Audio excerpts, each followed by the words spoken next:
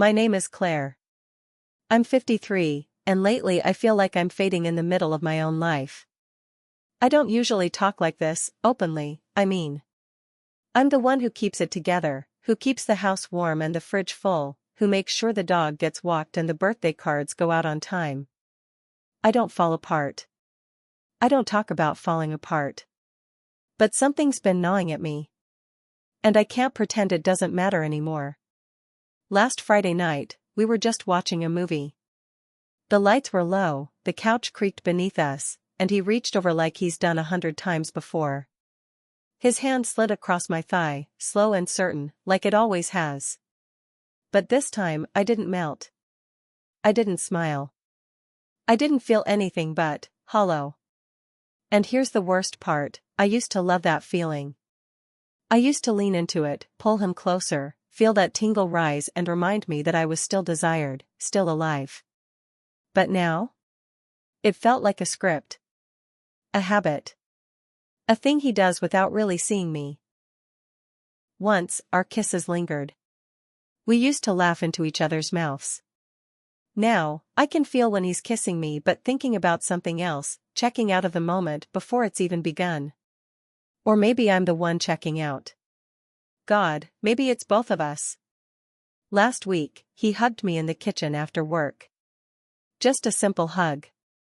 But it felt like a checkbox, touch wife. I stood there, stiff, then pulled away to stir the soup. And it hit me, I don't know when exactly it changed. But something has. Something real. Something I can't keep pretending isn't there. Ethan's a high school literature teacher. He brings home stacks of essays and talks about how no one reads anymore. Sometimes I catch him rereading the same old Hemingway lines with a kind of reverence I used to feel for us. He's always been affectionate, at least physically. He rubs my back when we pass in the hallway, brushes his hand across my hip when I'm washing dishes. He thinks he's showing love. And maybe he is. But I need more than that now. I need conversation that doesn't revolve around the bills or his grading pile. I need to be seen. Last Tuesday, I got home from work late. My feet were aching, my head pounding. I was hoping to just sit in silence for a bit. Instead, the moment I walked in, Ethan came up behind me, wrapped his arms around my waist, and nuzzled my neck. I stiffened. He thought I was playing hard to get.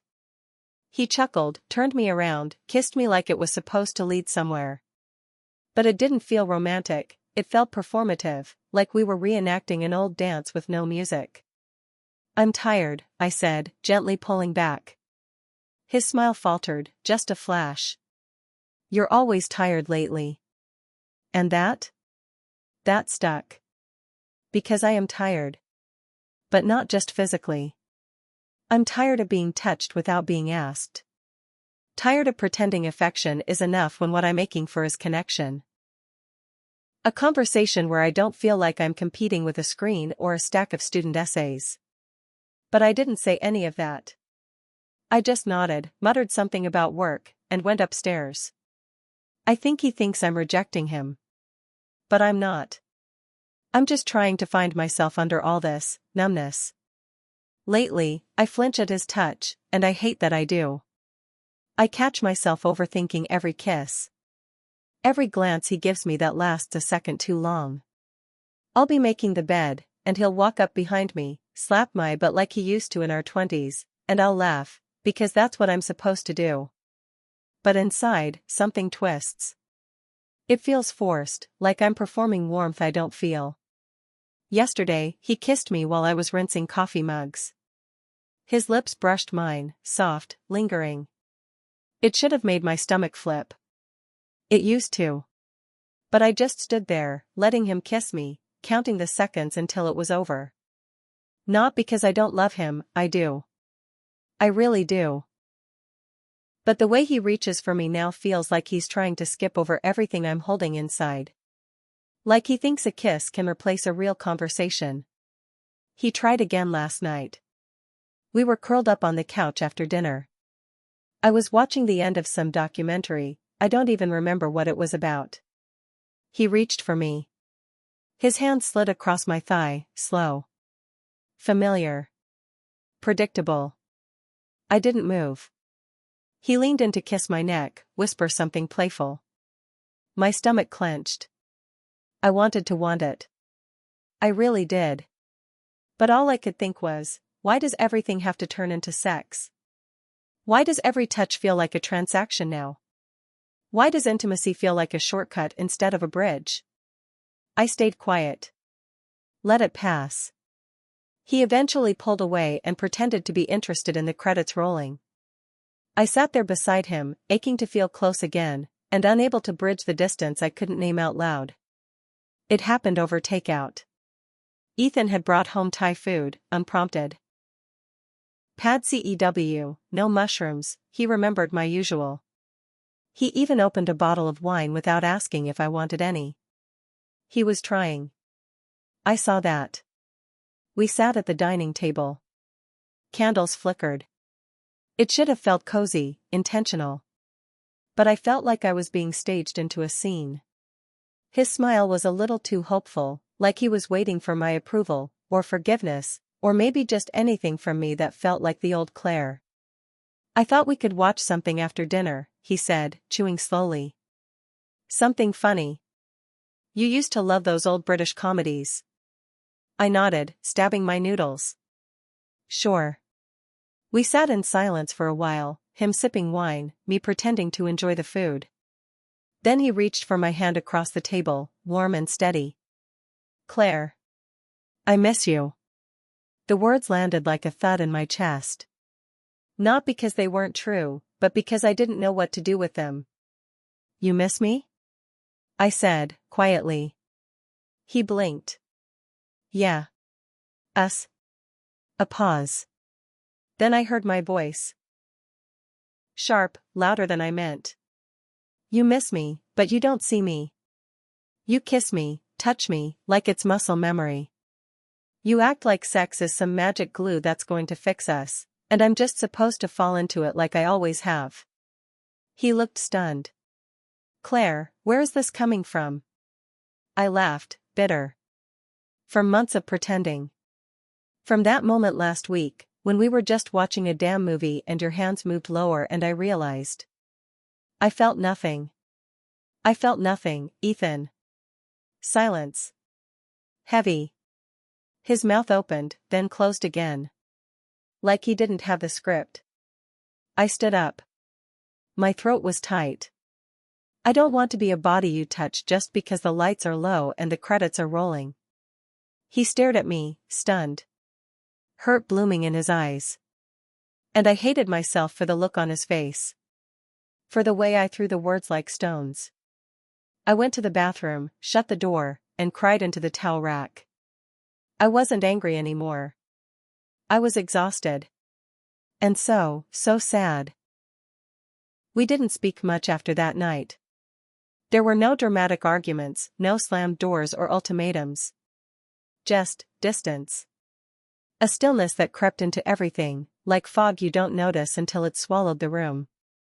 Ethan started staying later at school, claiming papers were piling up. He left before I woke up some mornings. And when we did cross paths, at the kitchen sink, or folding laundry, it felt like two people rehearsing civility. We were polite. Cordial. Careful. Like strangers in a shared space. But I missed him.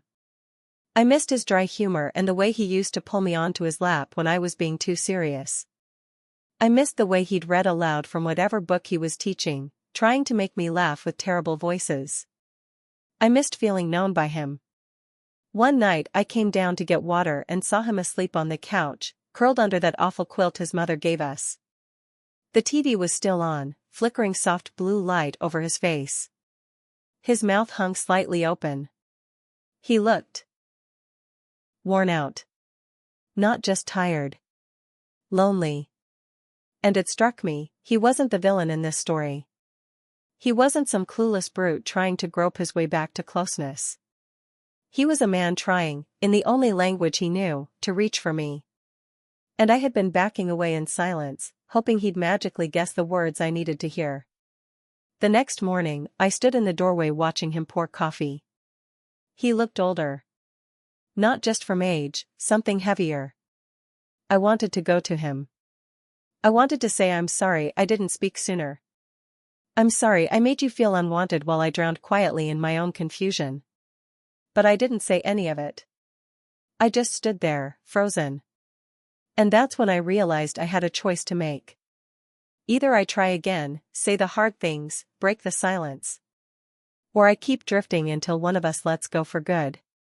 I chose to try. One evening, I found Ethan grading papers at the dining table. The lamp beside him cast a warm halo over the clutter. He looked tired, like he always does lately, but he glanced up and gave me a small, uncertain smile, like he wasn't sure what version of me he'd get. I sat down across from him. My hands trembled a little, but I forced myself to speak. I need to say something. And I need you to just listen.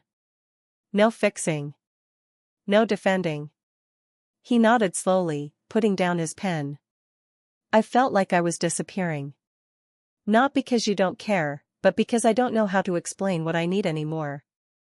And it scares me that I didn't tell you sooner. That I let so much silence sit between us. He swallowed. Claire. I miss you, I said, voice breaking.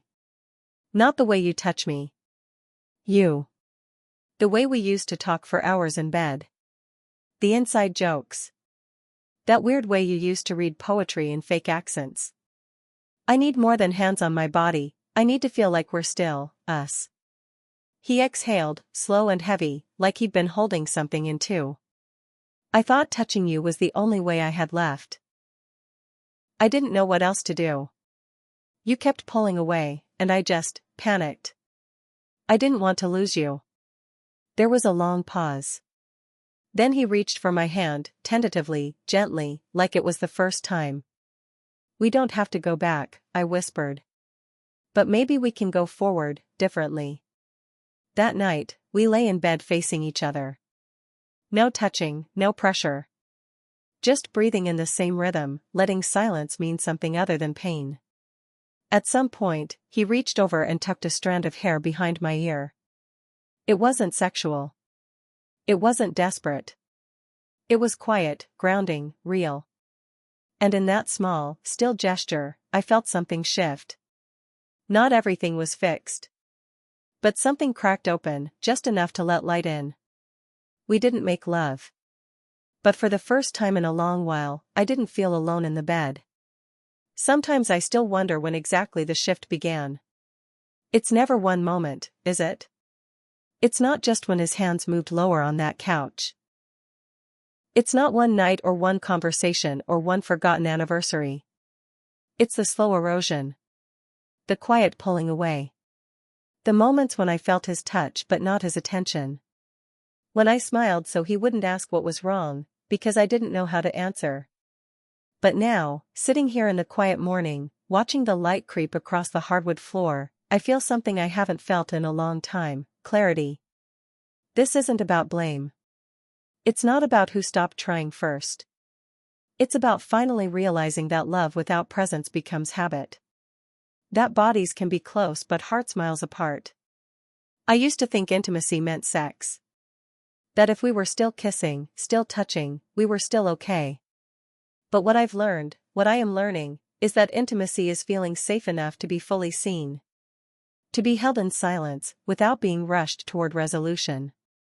To say I don't know what I need and not be met with frustration, but patience. Ethan and I are trying.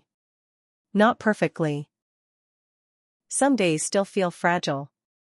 But we've started talking again, real talking. We've sat with discomfort and stayed in the room. He doesn't reach for me out of reflex now. And when he does, I feel choice in it. I feel presence. We haven't gone back to who we were. And honestly, I don't want to. I want something quieter. Slower. More honest. So if you're listening to this, if you've ever sat on that couch feeling numb while someone's hands moved lower, wondering if it was you or them or the thousand little silences between you, I want you to know this. You're not crazy. You're not broken. You're just waking up. And that's where the real work begins. Because love isn't the movie moment. It's what happens after. When the credits roll. When the lights come on. And you both decide to stay seated and talk.